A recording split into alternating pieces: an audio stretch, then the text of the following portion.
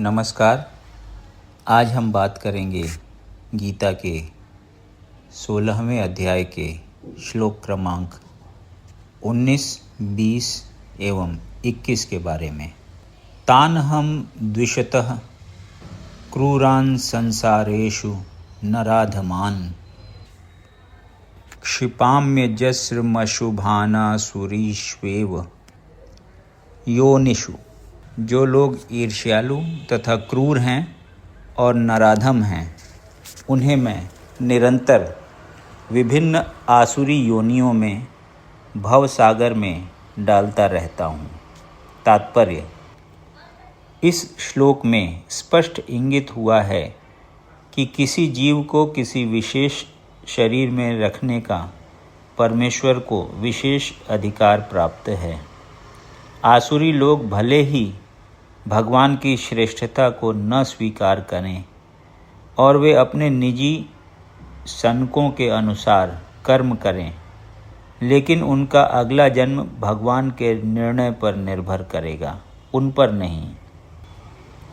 श्रीमद् भागवत के 3 स्कंध में कहा गया है कि मृत्यु के बाद जीव को माता के गर्भ में रखा जाता है, जहाँ उच्च शक्ति के निरीक्षण में उसे विशेष प्रकार का शरीर प्राप्त होता है।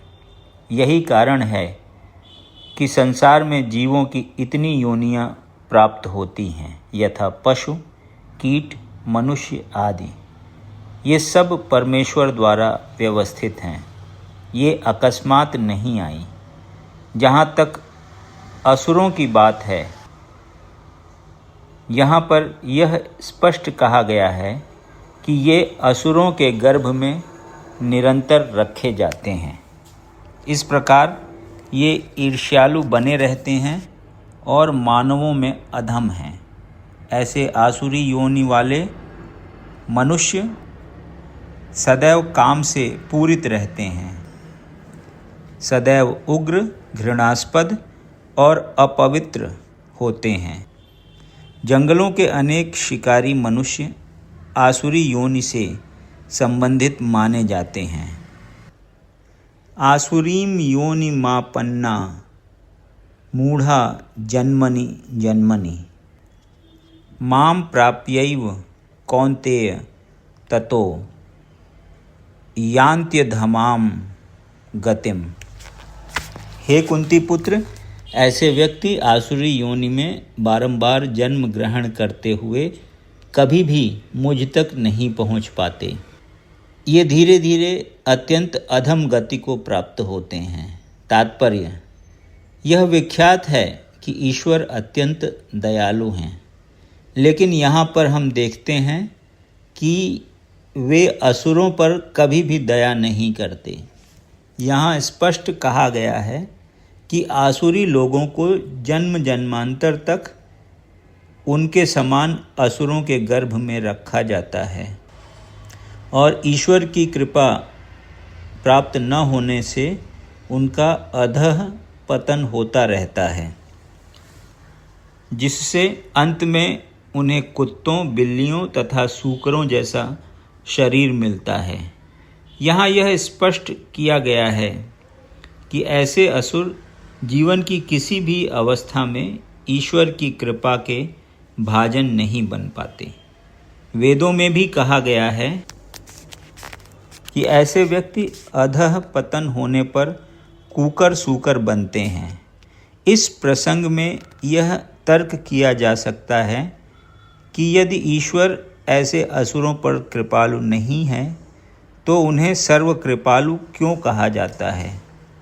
इस प्रश्न के उत्तर में कहा जा सकता है कि वेदांत सूत्र से पता चलता है कि परमेश्वर किसी से घृणा नहीं करते। असुरों को निम्नतम योनि में रखना उनकी कृपा की अन्य विशेषता है। कभी कभी परमेश्वर असुरों का वध करते हैं, लेकिन यह वध भी उनके लिए कल्याणकारी होता है, क्योंकि वैदिक साहित्य से पता चलता है कि जिस किसी का वध परमेश्वर द्वारा होता है उसको मुक्ति मिल जाती है।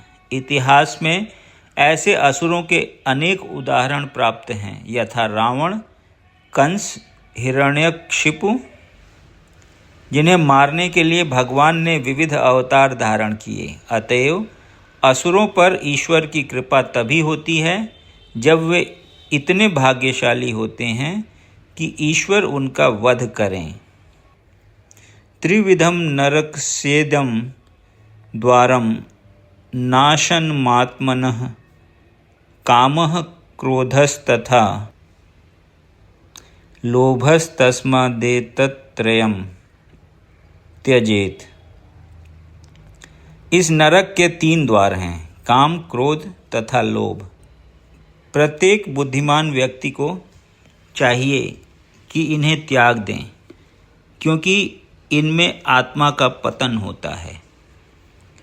तात्पर्य: यहाँ पर आसुरी जीवन आरंभ होने का वर्णन हुआ है। मनुष्य अपने काम को तुष्ट करना चाहता है, किंतु जब उसे पूरा नहीं कर पाता तो क्रोध तथा लोभ उत्पन्न होता है। जो बुद्धिमान मनुष्य आसुरी योनि में नहीं गिरना चाहता, उसे चाहिए कि वह इन तीनों शत्रुओं का परित्याग कर दे, क्योंकि ये आत्मा का हनन इस हद तक कर देते हैं कि भव बंधन से मुक्ति की संभावना नहीं रह जाती। यदि आपको ये वीडियो पसंद आया तो इसे लाइक करें और ऐसे ही अन्य वीडियोज़ को सुनने के लिए इस चैनल को सब्सक्राइब करें। धन्यवाद।